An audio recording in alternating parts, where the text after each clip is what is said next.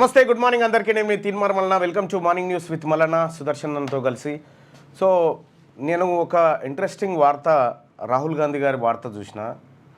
ఆయన ఏది ప్రైవేటీకరించడం వల్ల పేద వర్గాలకు ఉద్యోగాలు వస్తాయా అనేటువంటి ఒక ఇంట్రెస్టింగ్ వార్త ఒకటి కనిపించింది. రెండోది, ఇటీవల కాలంలో ఒక 15-20 రోజుల నుంచి కంచగచ్చిబౌలి భూములు 400 ఎకరాల పైన తీవ్రమైనటువంటి చర్చ తెలంగాణ రాష్ట్రంలో. ఏ ఇద్దరు కూర్చున్నా కూడా గచ్చిబౌలి భూములు 400 ఎకరాల భూముల్ని గత ప్రభుత్వం కొట్టేయాలని చూసిందని ఒక ఆయన, ఈ ప్రభుత్వం తాకట్టు పెట్టిందని ఒక ఆయన, వీళ్ళిద్దరు కలిసి ఇంకొకరికి అమ్మాలని చూసిరు అనేది ఒక ఆయన, ఇది యూనివర్సిటీ భూములు యూనివర్సిటీకి రిజిస్టర్ చేయాలని ఇంకొక వర్గం. ఇట్లా రకరకాల చర్చ తెలంగాణ రాష్ట్రంలో జరిగింది. సో మార్నింగ్ న్యూస్ చూస్తున్నటువంటి మిత్రులారా, ఒకసారి నా మాట, నా రిక్వెస్ట్ని ఆలకించండి. ఈ లైవ్ చూస్తున్నటువంటి మిత్రులారా, ఇప్పుడు నేను చెప్పబోయేది అత్యంత కీలకమైనటువంటి అంశం. ఈ కీలకమైనటువంటి అంశం తెలిసిన తర్వాత మీకు చాలా భ్రమలు దొరుకుతాయి. కాబట్టి ఇది మీరే కాకుండా మిత్రులారా, మీరు ఎవరైతే లైవ్ చూస్తూ ఉన్నారో, ఈ లైవ్ చూసేటువంటి సోదరులందరూ కూడా దయచేసి దీన్ని మీ వాట్సాప్ గ్రూప్లలో షేర్ చేయండి. ఇప్పుడు నేను చెప్పబోయేటువంటి అత్యంత కీలకమైనటువంటి అంశం మీ గ్రామం గ్రూప్లలో షేర్ చేయండి, మీ ఫ్రెండ్స్ గ్రూప్లలో షేర్ చేయండి, మీ ఫేస్బుక్లో షేర్ చేయండి, ఎక్కడైనా షేర్ చేయండి. కానీ అత్యంత కీలకమైనటువంటి దాన్ని దయచేసి మీ ముందుకు తీసుకొస్తా ఉన్నా. నేను ఇది చెప్పడం కోసం అహోరాత్రి కూర్చొని రాసుకొని ఈ వ్యవహారం తీసుకొని వచ్చిన. దయచేసి ఈ విషయాన్ని ఎక్కువ మందికి చేరే విధంగా మీరు షేర్ చేయాల్సిందిగా మీ అందరినీ రిక్వెస్ట్ చేస్తా ఉన్నాను. కావాలంటే ఒక నిమిషం టైం తీసుకోండి. ఒక నిమిషం టైం తీసుకొని అయినా మీరు మీ గ్రూప్లలో షేర్ చేసి చెప్తే నేను విషయంలోకి వెళ్తా. సో ఇవాళ ఒక 400 ఎకరాల భూముల పంచాయతీ ఏం జరుగుతూ ఉంది, ఇది ఎక్స్క్లూజివ్ రిపోర్ట్. ఏం జరిగింది, ఏం జరుగుతూ ఉంది అనేటువంటి అంశంలో ఇవాళ మనం అందరం దాని చుట్టూ తిరుగుతూ ఉన్నాం కదా. అత్యంత కీలకమైనటువంటి ఒక విషయాన్ని ఇవాళ చరిత్ర ఆధారంగా మీ ముందుకు తీసుకొస్తా ఉన్నాను. సో దానికోసం మిత్రులారా లైక్ చేయండి, మీ గ్రూప్లలో ఇది షేర్ చేయండి. ఇక వివరాల్లోకి వెళ్తే, ఇప్పుడు 400 ఎకరాల భూముల విషయంలో మనమందరం కూడా ఈ చూసినటువంటి వాళ్ళందరం కూడా సేవ్ HU పర్యావరణాన్ని కాపాడాలి, ఈ భూములు యూనివర్సిటీకి మనం అందరం మన ఫేస్బుక్లో, సోషల్ మీడియాలో, ఇన్స్టాలో ఎక్కడ పడితే అక్కడ షేర్లు చేసినాం. సో దాన్ని కాపాడాలనేటువంటి ప్రయత్నం చేసినాం. సో అందరికీ హ్యాట్సప్ ఆ విషయంలో. కానీ కేవలం 400 ఎకరాల భూములకు సంబంధించినటువంటి అంశం చుట్టూ మనము 10-15 రోజులుగా తిరుగుతూ ఉన్నాం కదా. ఒక్కసారి నేను చెప్పే లెక్కలు, నేను చెప్పేటువంటి అంశాలు గుండె నిబ్బరం చేసుకొని చూడండి. చాలా కీలకం. షేర్ చేయండి. ఒక్క నిమిషం టైం తీసుకున్నా సరే, ఒక్క నిమిషం టైం తీసుకున్నా సరే ఖచ్చితంగా షేర్ చేయండి. ఇది ఎక్కువ గ్రూప్లకు చేరాలి. నేను ఇప్పుడు 1948 సెప్టెంబర్ 17 నాటికి పోదాం ఒక్కసారి. అత్యంత కీలకమైనటువంటి విషయము, పదే చెప్తా ఉన్నా, అర్థం చేసుకోండి. 1948 సెప్టెంబర్ 17 నాటికి హైదరాబాద్ స్టేట్, రాష్ట్రం, హైదరాబాద్ అంటే 17 నాడు విలీనమైంది, కానీ 16 నాటికే తీసుకోండి. 16 నాటికి హైదరాబాద్ సంస్థానం, హైదరాబాదులో తెలంగాణతో పాటు, ఈ ప్రస్తుతం ఉన్న తెలంగాణతో పాటు మరాఠ్వాడ, తర్వాత కర్ణాటకలోని కొన్ని ప్రాంతాలు ఇందులో విలీనమై ఉన్నాయి. సో ఆ ప్రాంతాలను తీసేయగా, అంటే ఆ ప్రాంతాలను కలుపుకుంటే తెలంగాణ రాష్ట్రంలో అప్పుడు హైదరాబాద్ స్టేట్లో 2,77,5,600 ఎకరాల భూమి ఉంది. ఎందుకంటే అప్పుడు బళ్ళారి ఉంది, కర్ణాటకలో బళ్ళారి ఉంది, ఇక్కడే ఉంది, తర్వాత ఇక్కడ ఔరంగాబాద్ దాకా ఉంది.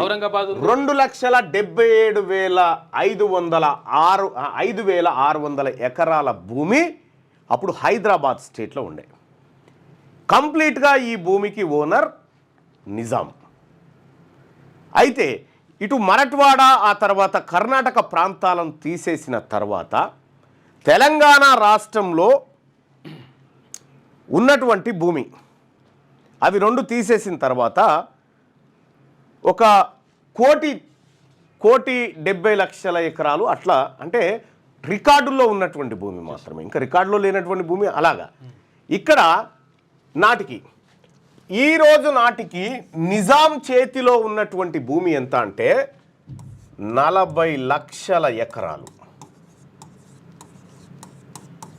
అయ్యో మరి మొత్తం ఆయనదే అంటివి 40 లక్షల ఎకరాలు ఎట్లా మళ్ళన్నా అంటే ఇంకా ఇక్కడ ఉంది వేరే 1,00,00,000 ఎకరాల భూమి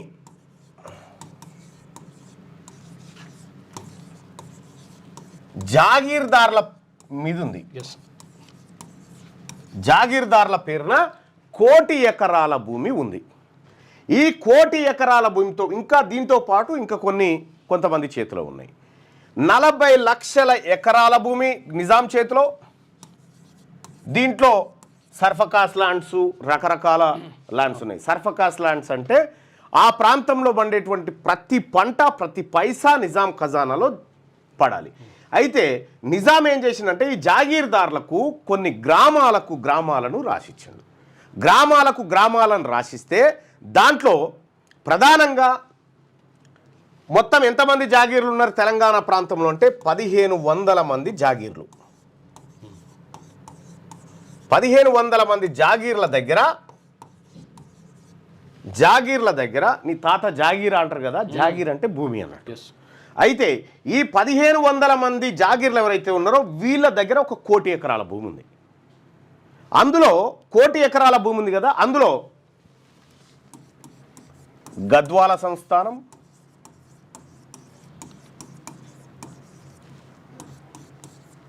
ఆ తర్వాత ఇదేంది జూపల్లి కృష్ణారావు గారు మన కొల్లాపూర్ సంస్థానం,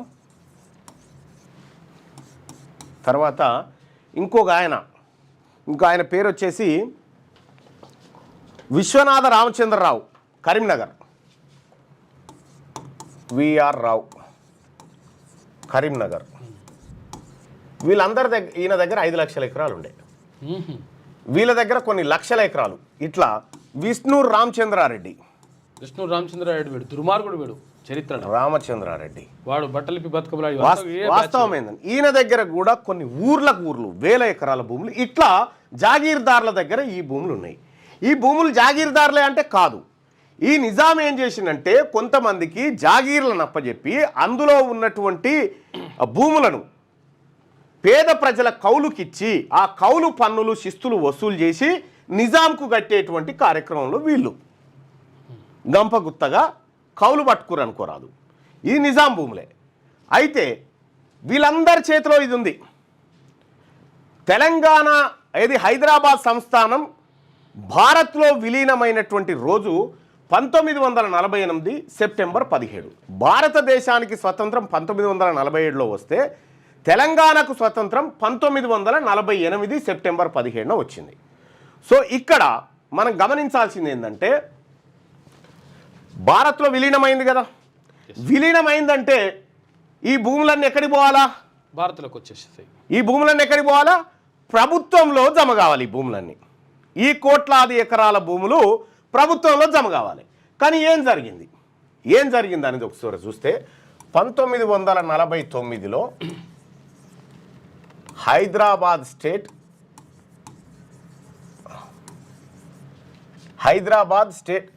షార్ట్కట్లో రాసిద్దాం. హైదరాబాద్ స్టేట్ జాగీర్దార్ డిమాలిషన్ యాక్ట్ అంటే జాగీర్దార్ వ్యవస్థను రద్దు చేసేటువంటి యాక్టు 1949లో ఇక్కడికి తీసుకొచ్చారు. అంటే ఏందన్నట్టు ఈ జాగీర్దార్ల చేతుల్లో ఉన్నటువంటి భూమి అంతా డిమాలిష్ అయిపోయి ప్రభుత్వం దగ్గరకు వచ్చి ఆ భూమిని పేద ప్రజలకు పంచాలి అనేది ఆ యాక్ట్లు చెప్పినటువంటి మాట. అంటే ఈ 1,40,00,000 ఎకరాల భూమి ఈ పేద వర్గాలకు దాన్ని దున్నుకొని జీవనోపాధి పొందుతున్న వర్గాలకు పంచాలనేది ఆ యాక్ట్లో చెప్పినటువంటి మాట. దాని జాగీర్దారి వ్యవస్థను రద్దు చేసిరు. ఈ 1500 మందికి సంబంధించినటువంటి వాళ్లకు ఈ భూములపైన హక్కులు పోయినాయి. అయితే ఈ యాక్ట్ తెచ్చిన తర్వాత అత్యంత కీలకమైనటువంటి పరిణామం ఒకటి జరిగింది. మనం కంచె భూములు కాడికి వద్దాం, ఈడికేళ్ళు ఆడికి వద్దాం, మనకు ఒక విషయం తెలుస్తుంది. ఇక్కడ ఈ యాక్ట్ తెచ్చిన తర్వాత వీళ్ళ భూములన్నీ పోయినాయి కదా, పోవాలి కదా. కానీ హైదరాబాద్ స్టేట్కి బూర్గుల రామకృష్ణారావు, ఎస్, ఎవరైనా హైదరాబాద్ మొట్టమొదటి ముఖ్యమంత్రి, హైదరాబాద్ ముఖ్యమంత్రి బూర్గుల రామకృష్ణ, మహబూబ్నగర్ జిల్లా అయినది కూడా,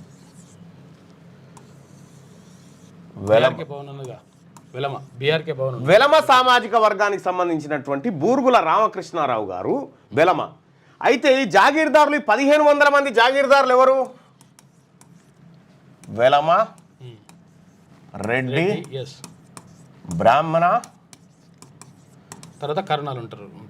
వీళ్ళు ఎవరు? ముస్లింలు కొద్దిమంది. ఏది? ముస్లింలు ఉంటారు. అవును.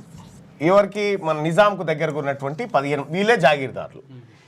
ఇందులోంచి ఒక వర్గమే ఇక్కడ ముఖ్యమంత్రి అయింది కదా. ఈ అబాలిషన్ యాక్ట్ ఏదైతే ఉందో, జాగీర్దార్ అబాలిషన్ యాక్ట్ ఏదైతే ఉందో, దాన్ని ఇంప్లిమెంట్ చేయడంలో వీళ్ళు తాత్సారం చేసిరు. ఎందుకంటే వీళ్ళయే కదా భూములు పోయేది, అట్లా ముఖ్యమంత్రి ఆయనే కదా. అయితే ఇక్కడ 1956 వరకు వీళ్ళ చేతులలోనే ఈ రెవెన్యూ రికార్డులు ఇవన్నీ నిర్వహించబడ్డాయి. అయితే ఈ వెలమ సామాజిక వర్గానికి చెందినటువంటి వ్యక్తి ఈ భూములను ఆ వర్గాల కోసం, వాళ్ళ వర్గాల కోసం కాపాడాలని ప్రయత్నం చేస్తే, అదే సమయంలో కొండా వెంకట రంగారెడ్డి, ఎవరైతే కొండా విశ్వేశ్వరరెడ్డి గారు వాళ్ళ తాత కేవీ రంగారెడ్డి గారు రెవెన్యూ శాఖ మంత్రి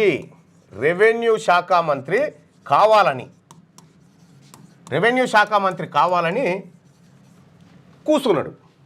ఎందుకు? వీళ్ళ వర్గాలకు ఆ భూములు దక్కుతా ఉన్నాయి, మా వర్గాలకి ఈ భూములు దక్కాలని కొండా వెంకట రంగారెడ్డి. ఇప్పుడు రంగారెడ్డి జిల్లా ఉన్నది కదా, ఆయన పేరు మీదనే, ఈ కొండా వెంకట రంగారెడ్డి పేరు మీద రంగారెడ్డి జిల్లా ఏర్పడ్డది. అయితే వీళ్ళిద్దరి మధ్య పంచాయతీ ఏం పంచాయతీ? బూర్గుల రామకృష్ణారావు గారికి ఇంగ్లీష్ వస్తుంది, ఈయనకు ఉర్దూ వస్తుంది. కాబట్టి నువ్వు రెవెన్యూ శాఖను నిర్వహించలేవు అని వీళ్ళిద్దరి మధ్య పేచీ నడుస్తుంది. పేచీ నడిస్తే చెన్నారెడ్డి గారు వెంకటరంగారెడ్డి గారిని ఇంగ్లీష్ నేర్చుకోమని చెప్తాడు వీళ్ళ అల్లుడు. అయితే నేను ఇతర శాఖలు నిర్వహిస్తున్నా కదా, దానికి అడ్డు రాని ఇంగ్లీషు దీనికే ఎందుకు అడ్డొచ్చింది అని వీళ్ళు యుద్ధానికి దిగుతారు. ఇది ఈ స్టోరీ సినిమా స్టోరీ కాదు ఇది. ఇగో Shri KV Ranga Reddy the gentleman అనేటువంటి పుస్తకంలో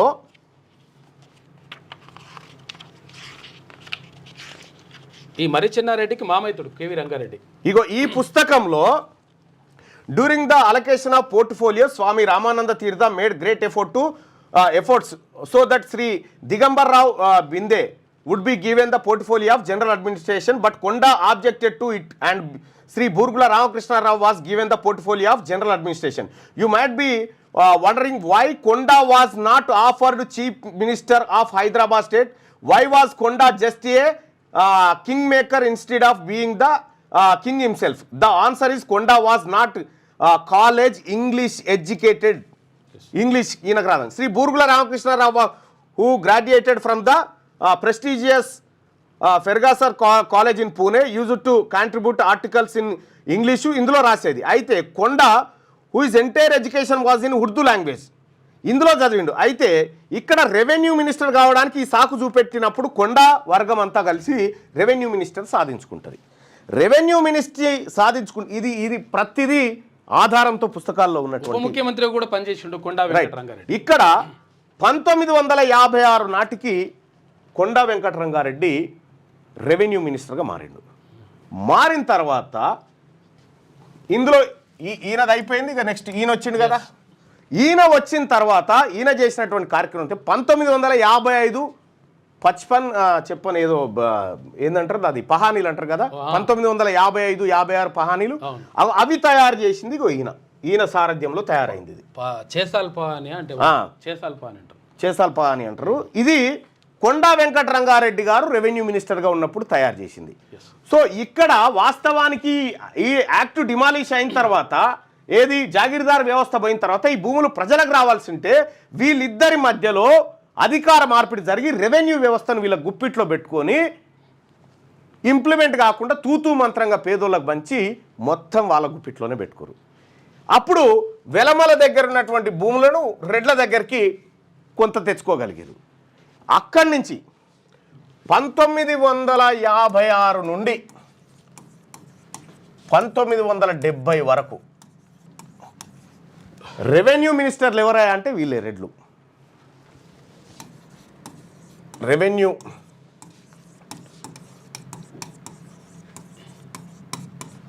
మినిస్టర్లు వీళ్ళే రెడ్లే. వీళ్ళ చేతిలోనే ఈ నిర్వహణ అంతా జరిగింది. ఈ నిర్వహణ అంతా జరిగిన తర్వాత కరెక్ట్గా 19 వీళ్ళ ఎట్లా అంటే ఎక్కడికక్కడ ఊర్లు గీర్లు అంత వాళ్ళే అనేటువంటి పరిస్థితి క్రియేట్ అయిపోయింది.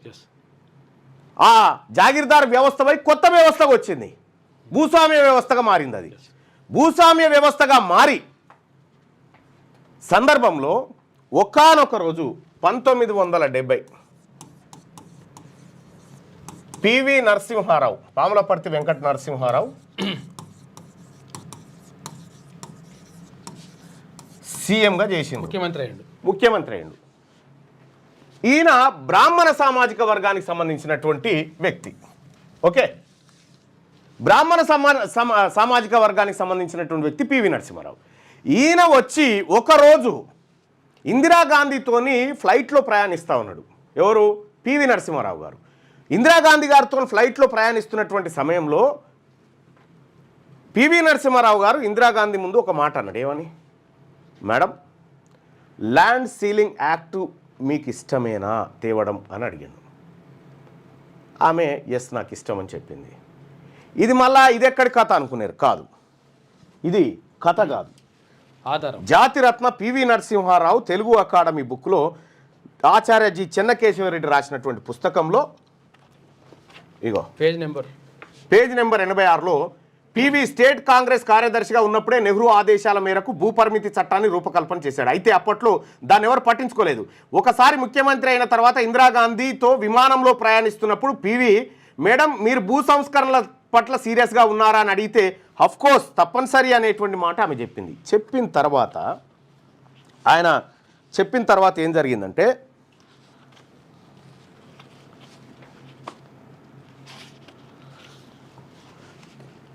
ఈయన ఇక మంత్రులంతా రెడ్లు ఉన్నారు కదా, మంత్రులు తర్వాత వెలమలు, వీళ్ళందరూ మంత్రులు రెడ్లు వెలమలు ఉన్నారు కదా. ఈయన సీఎం, మంత్రులు రెడ్లు వెలమలు వీళ్ళున్నారు. ఈయన ల్యాండ్ సీలింగ్ యాక్ట్ను ఏది ఆ ల్యాండ్ సీలింగ్ ఎంత? మీకు 1000 ఎకరాలు ఉంటే కుదరది, ఒక్కరి దగ్గర 54 ఎకరాల కంటే ఎక్కువ ఉండొద్దని చెప్పిండు. భూపరిమితి చట్టం తీసుకొచ్చి భూపరిమితి చట్టం ల్యాండ్ సీలింగ్ యాక్ట్ అనేటువంటిది పివి నరసింహారావు గారు తీసుకొచ్చారు.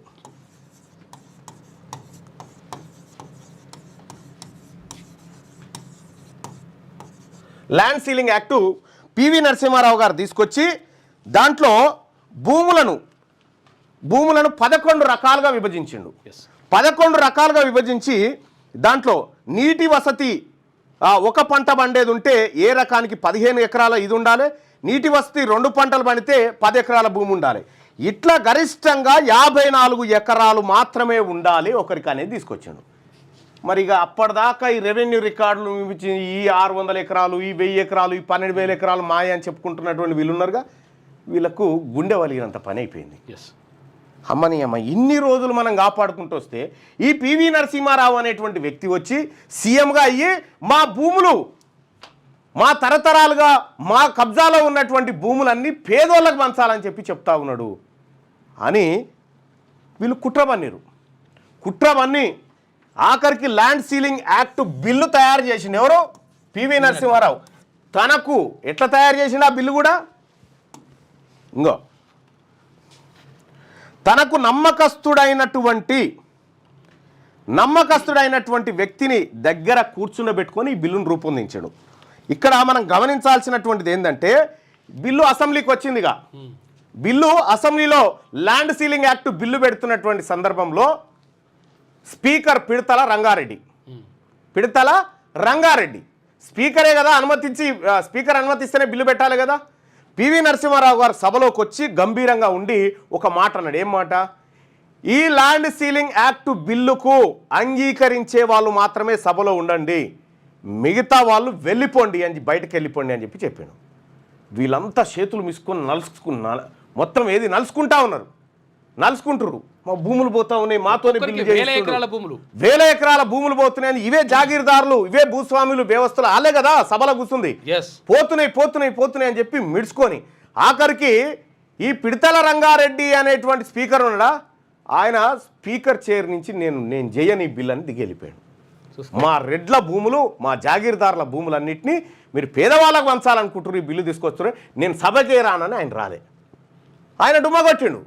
ఆయన డుమ్మగొడితే డిప్యూటీ స్పీకర్ సి జగన్నాథరావు ఒక ముదిరాజు బిడ్డ, deputy speaker C Jagannatharao, assembly speaker Pidatala Rangareddy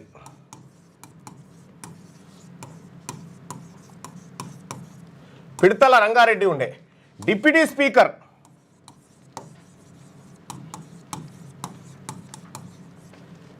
Jagannatharao.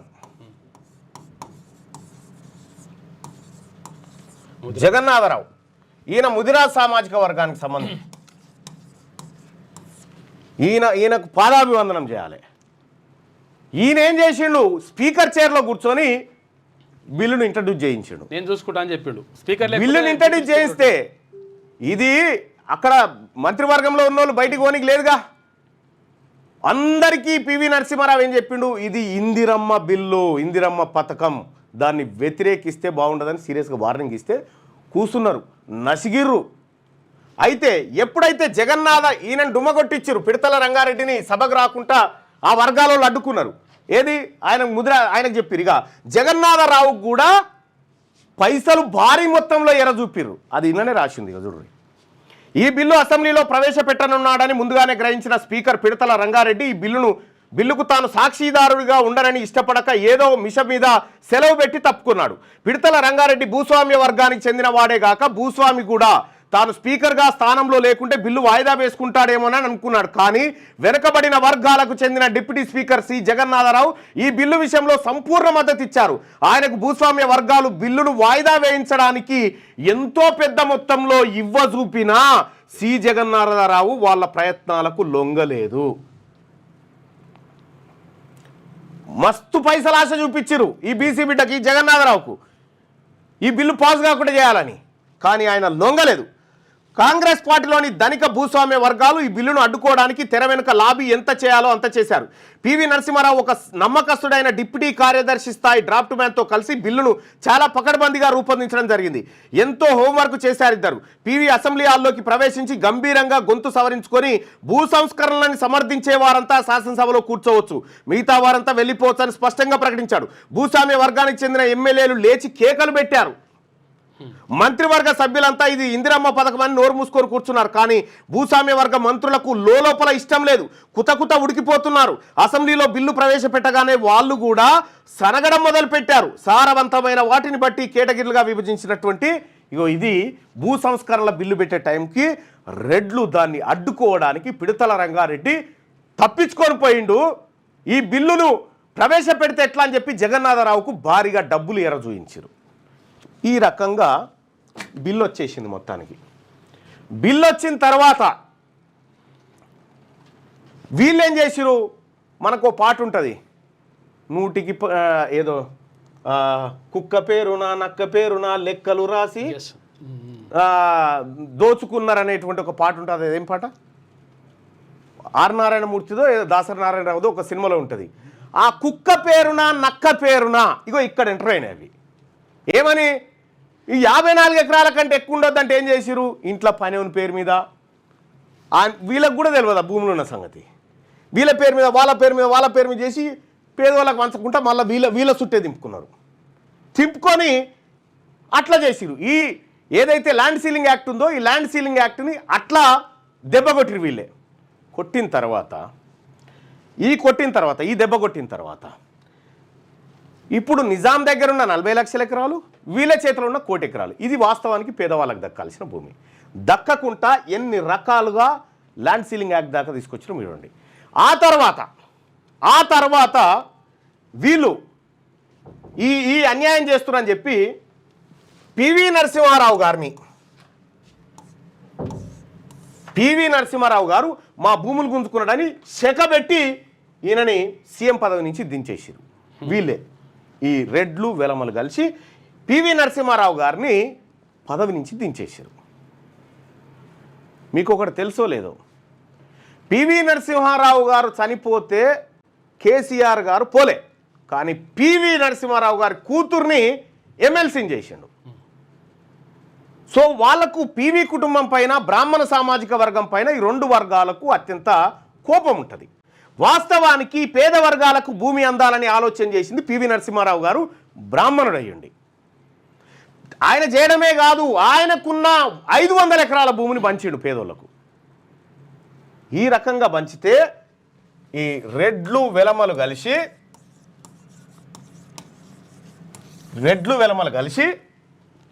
మొత్తం భూస్వామి వ్యవస్థను బలోపేతం చేసుకున్నారు.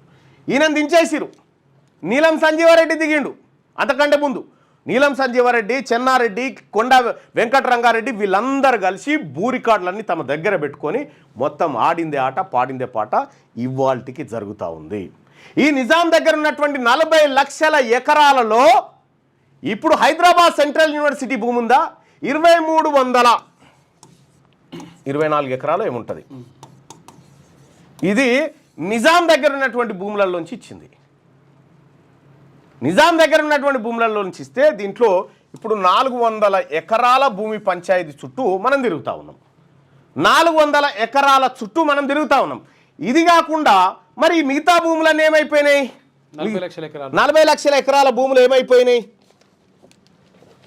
40 లక్షల ఎకరాల భూములు ఏమైపోయినాయంటే 1956 నుంచి 70 వరకు రెవెన్యూ మినిస్టర్లు కొండ వెంకటరంగారెడ్డి, నీలం సంజీవారెడ్డి, కాసు బ్రహ్మానందరెడ్డి ఈ రెడ్ల చేతుల్లో ఉన్నటువంటి. ఇక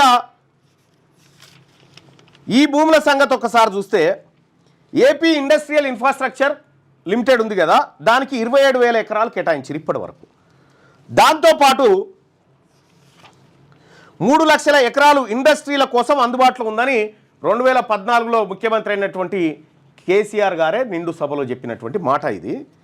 ఇట్లా తెలంగాణ రాష్ట్రంలో ఉన్నటువంటి భూములు ఈ ఎటువైన 40 లక్షల ఎకరాలు అంటే రామానాయుడు స్టూడియో,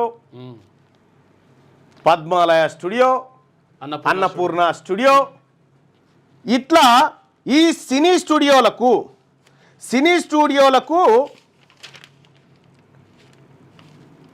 2150 ఎకరాలు సినిమా స్టూడియోలకు ఇచ్చేసారు. 2150 ఎకరాల భూమి సినిమా స్టూడియోల దగ్గర ఉంది ఇప్పుడు ఇవాళ. ఇక కొన్ని BHEL company, ECIL company, IDPL company, బిహెచ్ఈఎల్కు 1200 ఎకరాలు, ఐడిపిఎల్కు 891 ఎకరాలు, హిందుస్థాన్ ఫ్లోరో కార్బన్స్ లిమిటెడ్, తర్వాత Hindustan aeronautical limited, BDL, HMT, ఇట్లా కొన్ని వేల ఎకరాల భూములను సెంట్రల్ గవర్నమెంట్ కేంద్ర ప్రభుత్వ సంస్థలు పెట్టడం కోసం కేటాయించారు. ఏది నిజామీ, వీళ్ళ దగ్గర ఉన్న భూములు అట్లే ఉన్నాయి. ఇక్కడ మనం గమనించాల్సింది ఏంటంటే ఈ యాక్ట్ ఫెయిల్ అయిన తర్వాత, ఏది పివి నరసింహారావు ల్యాండ్ సీలింగ్ యాక్ట్ను వీళ్ళు డిమాలిష్ చేసిన తర్వాత మావోయిస్ట్ ఉద్యమం పుట్టింది దేశంలో. 1969లో నక్సల్బరీ అనేటువంటి ప్రాంతంలో అనే ఊరిలో, పశ్చిమ బెంగాల్, నక్సల్బరీ అనేటువంటి ఊరు పశ్చిమ బెంగాల్,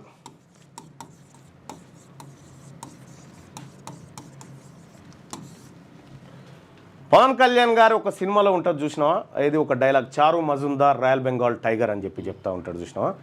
ఆ డైలాగ్ మీరు అది ఎక్కడ ఉందేమో చూసుకోర్రి. ఈ నక్సల్బరీ ఉద్యమాన్ని ప్రారంభించింది చారు మజుందార్.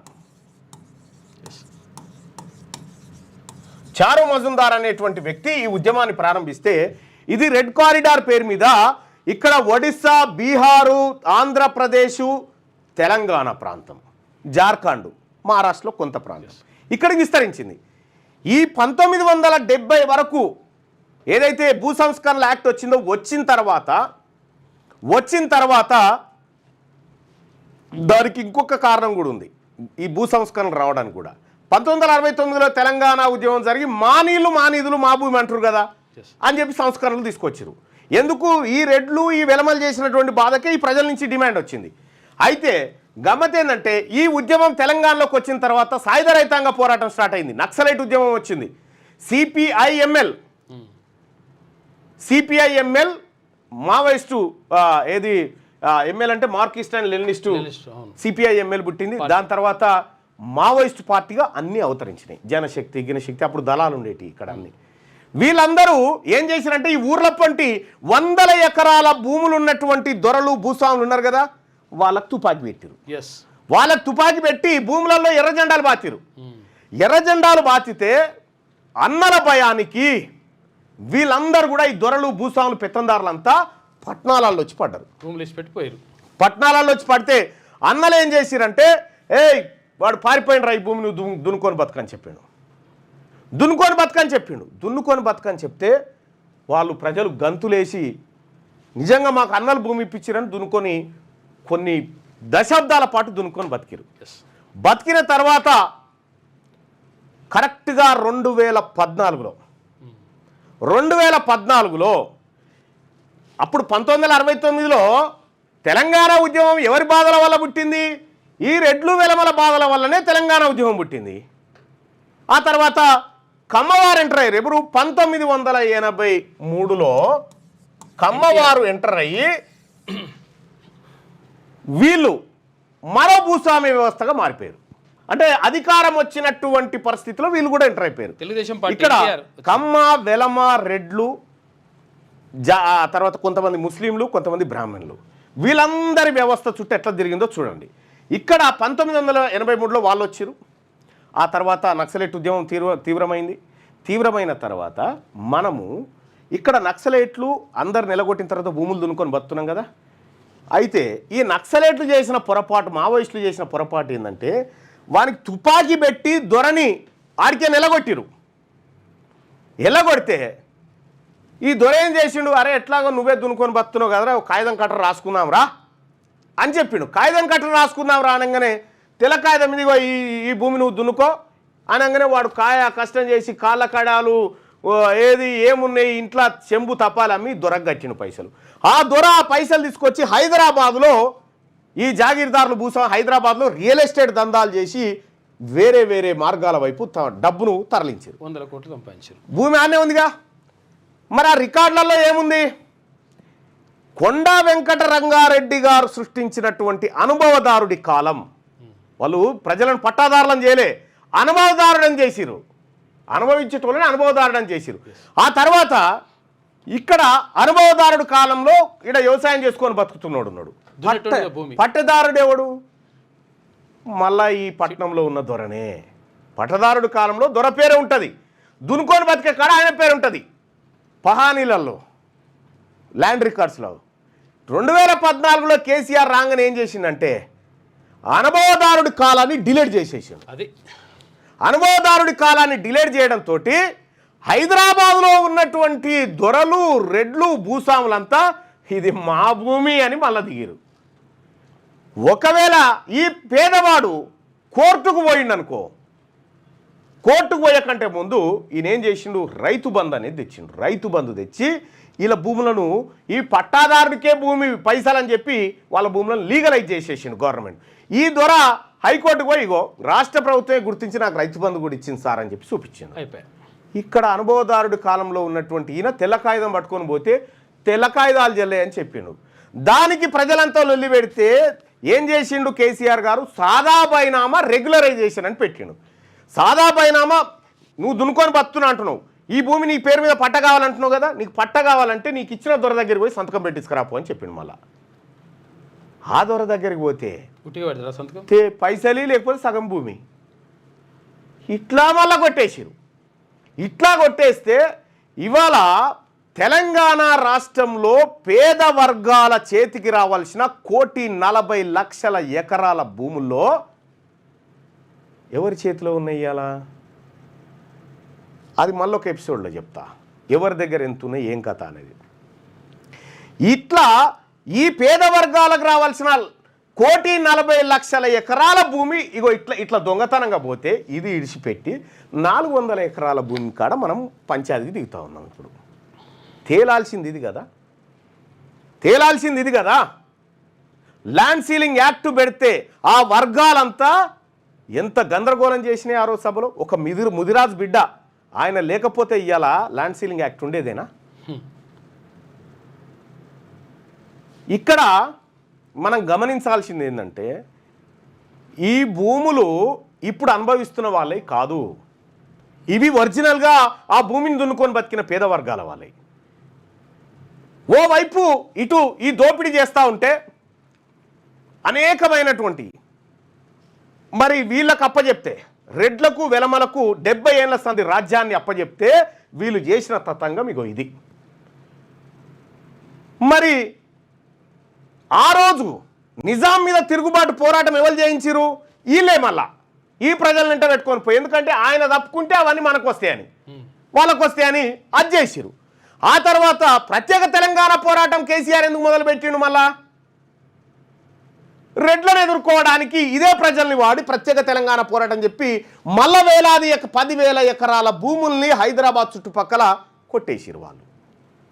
అంటే మనమేమో కొట్లాట కాడ, వాళ్ళేమో లెక్కల కాడ పంచుకునే కాడ వాళ్ళు ఉన్నారు. మనం అర్థం చేసుకోవాల్సినటువంటి విషయం ఏంటంటే 70 సంవత్సరాల వీళ్ళ పరిపాలన, నిజాం పరిపాలన. నిజాం గొప్పవాడా వీళ్ళు గొప్పవాళ్ళంటే నిజామే గొప్పవాడు, నిజామే గొప్పవాడు. నిజాం మీదికి మనని శత్రువులుగా తయారు చేసి, ఎస్ నిజాం రజాకారులు చేసిన అరాచకం అది మామూలు అరాచకం కాదు, ఆ అరాచకానికి వంతబాడిందే ఈ వర్గాలోనే. ఇక్కడ మనం గమనించాల్సింది ఏంది, నిజాం ఇవాళ ఇప్పుడు వీళ్ళు వచ్చి మీకు రోడ్లు ఓపిస్తాం, మీ ఊరికి బస్సు వేస్తాం, మీ ఊరికి రైలు ఇస్తాం, మీకు సబ్ స్టేషన్ ఇస్తాం, వీళ్ళేంది ఇచ్చేది రొట్టెపీసు? నిజాం సంస్థానంలో నిజాం హైదరాబాద్ స్టేట్లో 1910 కరెంటు బుక్ గెలిగింది. ఈడ 1800 సంవత్సరంలోనే రైలు తిరిగింది. ఈడ నిజాం సాగర్ ప్రాజెక్టు వెనకట్నే కట్టిర్రు. అది ఎన్ని కంపెనీలు నిజాం పెట్టినటువంటి కంపెనీలు ఒక్కసారి ఆ లెక్క చూడ్రి. వీళ్ళు మనకు చేసింది ఏం లేదు సుమా, వీళ్ళు మనకు చేసింది ఏం లేదు. నిజాం స్థాపించినవి ఒక్కసారి చూద్దాం.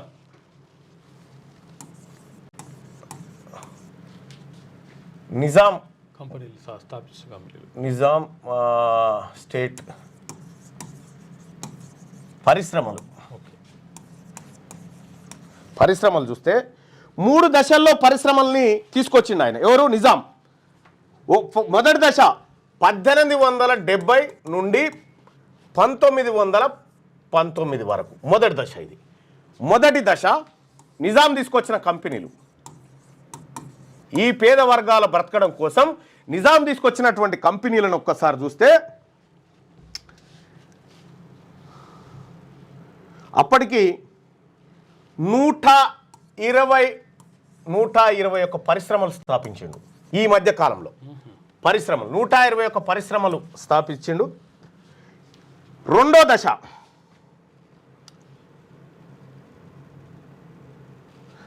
ఆ పరిశ్రమలలో 121 పరిశ్రమల్లో నిజాం షుగర్స్ అనేటువంటి పరిశ్రమ ఆసియా ఖండంలోనే అతిపెద్ద చక్కెర ఫ్యాక్టరీ స్థాపించిన రోజుల్లో ఆసియా ఖండంలోనే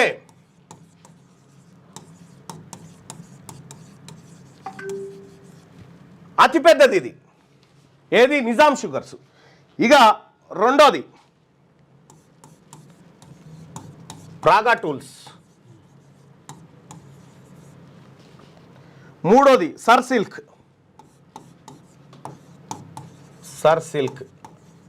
అంటే దాని ఏది సిర్పూర్లో ఉన్న paper mill, okay, Sirpur paper mill.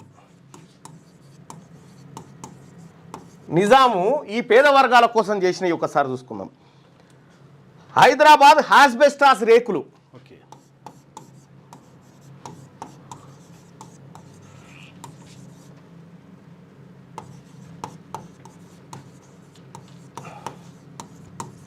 రేకులు. తర్వాత విఎస్టి, ఆర్టీసీ క్రాస్ రోడ్ దగ్గర ఉంటుంది కదా విఎస్టి అంటే వజీర్ సుల్తాన్ టుబాకో కంపెనీ.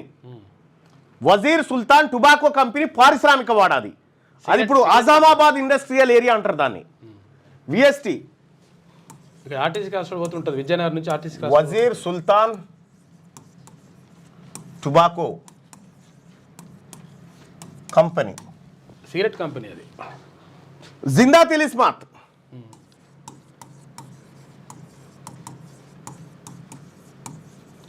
జిందా తిలిస్మాత్ గీనే ఉంటుంది ఈడేడా ఈ నాచార ఏది మన ఈ రామంతపూర్ అంబేద్కర్ ఏది అంబర్పేట ఆ ఏరియాలో జిందా తిలిస్మాత్ సర్వరోగ నివారణ.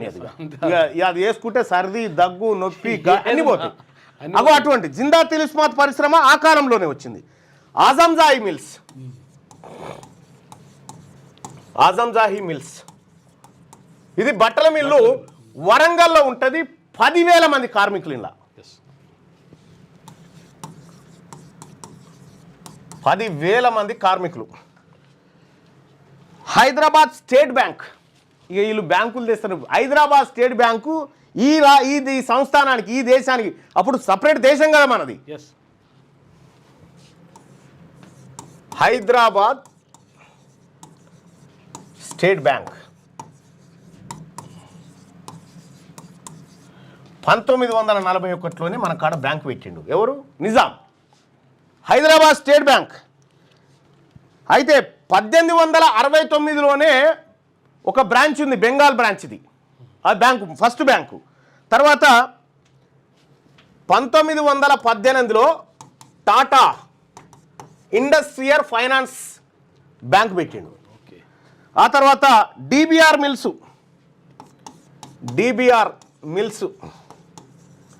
తర్వాత రైస్ మిల్లులు, ఆయిల్ కంపెనీలు, ఇట్లా అనేకమైనటువంటి కంపెనీలను ఈ పేద వర్గాల కోసం ఇక్కడ నిజాం స్థాపించింది. ఈ అజంజాయి మిల్లు పోయింది, స్టేట్ బ్యాంక్ ఆఫ్ హైదరాబాద్ పోయింది, అందులో విలీనం అయిపోయింది. ఈ డిబిఆర్ మిల్లు పోయింది. ఇవన్నీ పోయినాయి. ఇవన్నిటిని మింగేసి వీటిని ఈ భూములన్నీ కాయిలాబడ్డ సంస్థల కిందకి తీసుకొచ్చి కొట్టేసి రగ్వక్ సగ్వక్. ఇక్కడ జూబ్లీ హిల్స్లో అపోలో ఆసుపత్రి ఉందిగా, అపోలో ఆసుపత్రికి 20-25 ఎకరాలు ఇచ్చినట్టు. ఎంత దాని ధర? 50 రూపాయలకు గజం. గజం కాదు, ఎకరానికి 50 రూపాయలు రెంట్, 100 ఏళ్ళు. ఎకరా అవును, మేబీ సబ్జెక్టు కరెక్ట్. అయితే ఇట్లా ఏమని చెప్పారంటే వాళ్ళు పేదలకు మేము వైద్యం అందిస్తాము ఫ్రీగా అని చెప్పారు. మొదటి దశలో నిజాంలు తీసుకొచ్చినటువంటి ఇవైతే. ఇక రెండో దశ చూద్దాం. 1919 నుండి 1939, ఇది రెండో దశ. నిజాం పరిశ్రమలు స్థాపించిన రెండో దశ. మొత్తం ఏంటంటే 387 భారీ పరిశ్రమలు పెట్టింది నిజాం. భారీ పరిశ్రమలు నిజాం ఏర్పాటు చేసిండు. ఏర్పాటు చేస్తే వాటిని ఖతం చేసిరు. ఇట్లా నిజాము ఈ పేద వర్గాలకు ఇండస్ట్రియల్లో ఉద్యోగాలు, కార్మికులకు ఉపాధి అవకాశాలు కల్పించిండు. ఆయనకు దక్కాల్సినటువంటి భూమి దక్కకుండా అప్పర్ క్యాస్ట్ వాళ్ళు కొట్టుకపోయారు. ఇక గమ్మతి విషయం ఏంటంటే నిజాం మనల్ని రాసి రంపాన పెట్టిండు అని చెప్తారు. కానీ Osmania university Osmania hospital, Nizam college, ఆ తర్వాత Osmania hospital, city college, city college,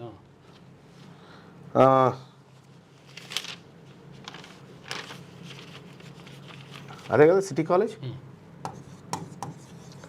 city college, Osmania ఆ హాస్పిటల్, తర్వాత ఇట్లా అనేకమైనటువంటి విద్యా సంస్థల్ని పెట్టి విద్య కోసం ఒకవైపు పాటుపడ్డాడు, ఇండస్ట్రీలు పెట్టి ఈ పేద వర్గాలను ఆదుకోవాలని ప్రయత్నం చేసిండు. సో నిజాం పరిపాలన 1948 సెప్టెంబర్ 17 నాటికి తెలంగాణ ప్రజలారా మన నెత్తి మీద ₹1 అప్పు పెట్టలే నిజాం. ₹1 అప్పు పెట్టకపోగా ఈ 1,40,00,000 ఎకరాల భూములు, ఈ కంపెనీలు, ఇవన్నీ నిజాం తీసుకొచ్చినటువంటి, నిజాం మనకిచ్చిపోయినటువంటి సంపద. ఉస్మానియా హాస్పిటల్ తర్వాత ఇక్కడ ఇప్పుడు హైకోర్టు, ఇప్పుడు అసెంబ్లీ, అవన్నీ కూడా అప్పుడు నిజాం కట్టించినాయి. నిజాం హయాంలో Alwin company, Nizam sugars, Alwin company 1990 దాకా బాగా నడిచిన ఈ కంపెనీలన్నీ. అది కానీ హిందుస్థాన్ ఏరోనాటిక్స్ లిమిటెడ్ కానీ, ఐడిపిఎల్ కానీ, ఇవన్నీ కేంద్ర ప్రభుత్వ సంస్థలు ఉన్నాయి కొన్ని. ఈ కేంద్ర ప్రభుత్వ సంస్థలు ఇక్కడ జరిగినటువంటి కుట్ర చూడరు ఎంత బాగుందో. కేంద్ర ప్రభుత్వం ఏం చేసిందంటే ఇక్కడ అనేకమైనటువంటి సంస్థలు పెట్టింది. బిహెచ్ఏలు, ఆ తర్వాత ఈసీఐఏలు, హెచ్ఎంటి హిందుస్థాన్ మిషన్ టూల్స్ అనేటువంటి company, IDPL Indian pharmaceutical limited company, ఈ కంపెనీలన్నీ కేంద్ర ప్రభుత్వ సంస్థలు పెడితే కరెక్ట్గా 1990 తర్వాత ఈ సంస్థలన్నీ ఖతం చేసిర్రు. ఎందుకు ఖతం చేసిర్రు ఈ అగ్రవర్ణాలు అంటే 1990లో బీసీలకు రిజర్వేషన్, ఉద్యోగాలలో రిజర్వేషన్ అనేటువంటిది 27% రికమెండ్ చేసిన మండలు. దాన్ని విపి సింగ్ 27% రిజర్వేషన్ ఓకే చేసిండు. ఇప్పుడు 27% రిజర్వేషన్ తీసుకొని ఈ కంపెనీలలో చేరితే వీళ్ళు పెద్దోళ్ళు కదా, అందుకే ఈ కంపెనీలనే మూసేస్తే ఖతం అయిపోతుంది కదా అని కంపెనీలను మూసేసారు. అంటే నీకు నిజామేమో కంపెనీలు తెరిచి నీకు ఉద్యోగాలు ఇస్తే ఉన్న కంపెనీలలో నీకు రిజర్వేషన్ ఆధారంగా వస్తున్నాం అని చెప్పి కంపెనీలు మూసి కంపెనీల పేరు మీద ఉన్నటువంటి 1000 ఎకరాల భూములను ప్రైవేట్ పరం చేసి అమ్ముకున్నారు. 2000 సంవత్సరంలో చంద్రబాబు నాయుడు గారు నిజాం షుగర్ అమ్మేశాడు. ఎన్ని 1000 ఎకరాల భూములది, చాలా ఉన్నాయి. ఇట్లా బీసీ ప్రజలారా, ఎస్సీ ప్రజలారా, ఎస్టీ ప్రజలారా, ఎస్సీ ఎస్టీ వాళ్లకు రిజర్వేషన్ ఉంది కాబట్టి కంపెనీలలో వాళ్ళకు ముందు నుంచే వచ్చింది. కానీ బీసీలకు రిజర్వేషన్ 92లో స్టార్ట్ అయింది కాబట్టి ఈ రిజర్వేషన్ కాయిదాలు తీసుకొని ఉద్యోగాలలోకి వస్తున్నారు వీళ్ళని చెప్పి కంపెనీలనే మూసేసిరు. అంటే నీళ్ళు తాగేతానికి వస్తే కుండ వాళ్ళకు వచ్చినట్టుగా కంపెనీలనే ఖతం చేసిరు. మీకు ఒక విషయం చెప్తా, ఈ ఐడిపిఎల్ అనేటువంటి కంపెనీ ఉంది కదా, ఈ ఐడిపిఎల్ అనేటువంటి కంపెనీల్లో కల్లెం అంజిరెడ్డి అనేటువంటి వ్యక్తి ఇందులో ఈ Indian drugs and pharmaceutical company లిమిటెడ్లో ఈయన ఉద్యోగిగా చేరి ఇంట్లో ఫార్ములాలు ఖతం చేసి రెడ్డీస్ ల్యాబ్ అని పెట్టిండు. రెడ్డీస్ ల్యాబ్ ఇవాళ 1000 కోట్ల సామ్రాజ్యంలో ఉంది. ఐడిపిఎల్ మూతపడ్డది. వీళ్ళకి అప్పచెప్పిన ఏ వ్యవస్థను కూడా వీళ్ళు సమర్థవంతంగా నిర్వహించకుండా సత్యనాశనం చేసి వాళ్ళ వర్గాల కోసం ఇచ్చారు.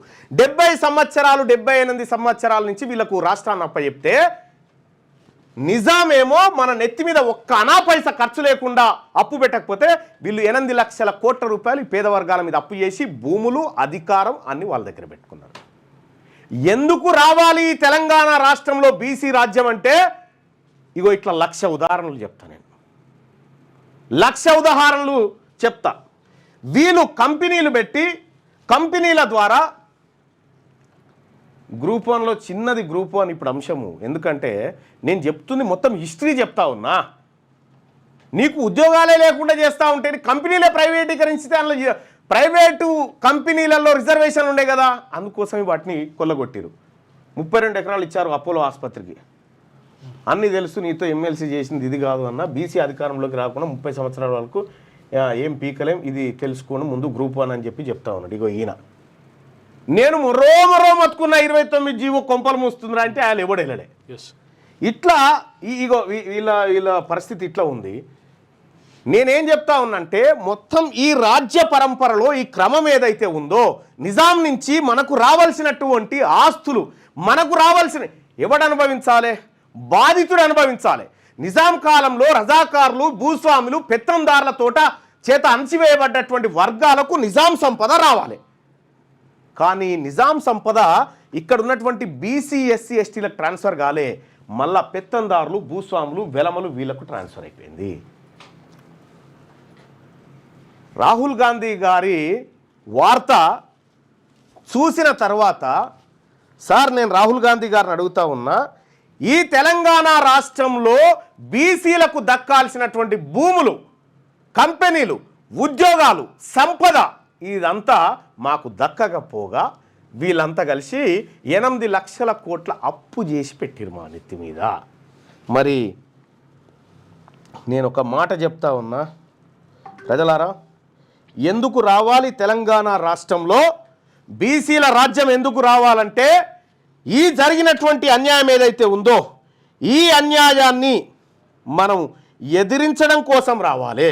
ఈ అన్యాయాన్ని మనం పారదోలి మన బతుకులు మనం మార్చుకోవడం కోసం రావాలి. దయచేసి ఈ వీడియోను మీ వాట్సాప్ గ్రూప్లలో మీ గ్రామాలలో ముఖ్యంగా బీసీ ప్రజలకు చేరవేయడానికి సహాయం చేయమని రిక్వెస్ట్ చేస్తా ఉన్నా. షేర్ చేయండి, సహాయం చేయమని రిక్వెస్ట్ చేస్తా ఉన్నా. ఆర్టీసీ నిజాం తెచ్చిన ఆ కాలంలోనే ఆర్టీసీ ఉంది. మీకు ప్రత్యేక కరెన్సీ ఇప్పుడున్న 100 రూపాయలు 500 రూపాయలు కాదు, నిజాంకు ప్రత్యేక కరెన్సీ ఉంది. ప్రపంచంలోనే 5వ అత్యంత కుబేరుడు నిజాం అత్యంత పెద్ద ధనవంతుడు. అటువంటి వ్యవస్థ నుంచి మొత్తం సారాన్నంతా వీళ్ళు దొంగతనం చేసి పేదవాడికి భూములు పంచాలని PV Narasimha Rao land ceiling act తీసుకొస్తే ఈ బిల్లుకు నేను ఇంట్రడ్యూసే చేయనియా అని చెప్పి పిడతల రంగారెడ్డి స్పీకర్ చైర్ నుంచి దిగిపోతే బీసీ బిడ్డ స్పీకర్ చైర్ మీద కూర్చొని ఆ యాక్ట్ తెస్తే ఆ యాక్ట్ను కూడా ఖతం చేశారు. వీళ్ళు కుక్క పేరు మీద నక్క పేరు మీద తీసుకొచ్చారు. సో నేను దయచేసి రిక్వెస్ట్ చేస్తూ ఉన్నా సోదరులారా, నేను ఈ విషయాలు చెప్పడానికి అనేకమైనటువంటి పుస్తకాలు, అనేకమైనటువంటి ఆలోచనలు మన బీసీ మేధావి వర్గంతో డిస్కషన్ చేసి చెప్తా ఉన్నా. ఇక ఇదే కాదు, ఇంకా ప్రతి అంశంలో జరుగుతున్నటువంటి చెప్తా. 400 ఎకరాల చుట్టూ మనల్ని తిప్పిస్తూ ఉన్నారే, కానీ ఇన్ని దశాబ్దాలుగా మన పేరున 8 లక్షల కోట్ల అప్పు, మనకు రావాల్సిన 1,40,00,000 ఎకరాల భూములు వాళ్ళ చేతుల్లోకి, మనకు రావాల్సినటువంటి కంపెనీల సంపద ఒక్క కంపెనీ అన్న 40 లక్షల ఎకరాల్లోంచి వీళ్ళు ప్రైవేట్ సంస్థలకు ఐటీ పార్కులని ఫార్మా ఇండస్ట్రీలకని పార్కులు పెట్టరు కదా, ఒక్క BC1 కంపెనీ చూపెట్టరు అందులో చూద్దాం. ఉండదు బాయ్ సాబ్, ఉండదు. దయచేసి ఈ విషయాన్ని అందరూ మీ గ్రామాలలో చర్చించండి బాయ్ సాబ్.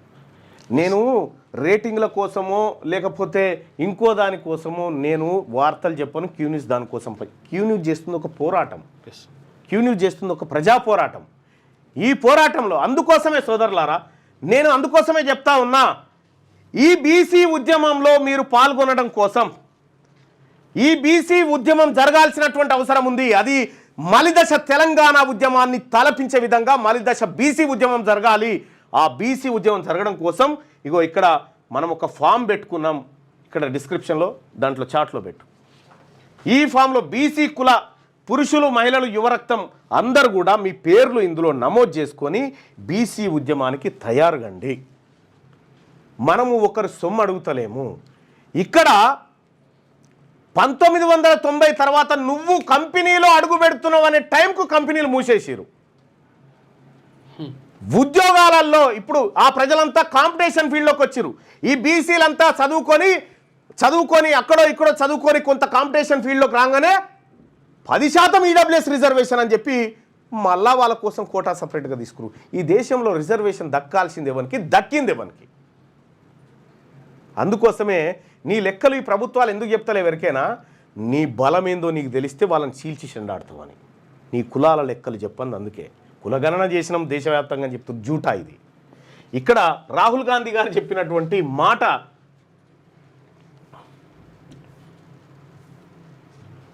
ఇగో, పెద్ద పెద్ద కార్పొరేట్లకు మేలుతో యువతకు ఉద్యోగాలు వస్తాయా? ఈ తెలంగాణ రాష్ట్రాన్ని 45 సంవత్సరాలు ఈ ప్రాంతాన్ని వెళ్ళిన కాంగ్రెస్ పార్టీ చేసినటువంటి కార్యక్రమాలే కదా ఇవన్నీ. తెలుగుదేశం చేసినాయే కదా, బీఆర్ఎస్ చేసినాయే కదా ఇవన్నీ. ఏ బీసీ ఇవాళ మాకు సన్నబియ్యం ఇచ్చి ఎంత గొప్ప పని చేస్తున్నాం ఏమని చెప్తా ఉంటే, సన్నబియ్యమా? చాలామంది నాయకులు పోయి దళితుల ఇంట్లో కూర్చొని దళితుని ఇంట్లో భోజనం చేసిన రెడ్డి గారు. నేను చెప్తా ఉన్నా, ఈ నాయకులకు చెప్తా ఉన్నా, మీరు ఆలింట్లో పోయి కూర్చొని తినడు కాదు, ఈ దళిత బిడ్డలను, ఈ గిరిజన బిడ్డలను, ఈ పేద వర్గాల ఎంబీసీ బీసీ బిడ్డలను మీ డైనింగ్ టేబుల్ మీద కూర్చొని తినబెట్టరు. మీ డైనింగ్ టేబుల్ మీద కూర్చొని పెట్టి తినబెట్టి వాళ్ళకు వడ్డించి దళితుడు మా ఇంట్లో బువ్వ తిన్నాడు అని చెప్పు. అది లెక్క. సన్నబియ్యమా? ఈ సంవత్సరాల తరబడి దోచుకపోయినటువంటి సంపద మాకు సన్నబియ్యంతోట. చూద్దాం, రాసి పెట్టుకోండి. ఖచ్చితంగా ఈ తెలంగాణ రాష్ట్రంలో బీసీలం మేల్కొన్నాం, బీసీలం ఒక్కటైనాం. ఇలా బీసీలం ఆలోచన చేస్తూ ఉన్నాం. మీ పతనం తప్పదు. రైట్, దీనికే దాదాపు గంట పోయింది బాయ్ సాబ్. దయచేసి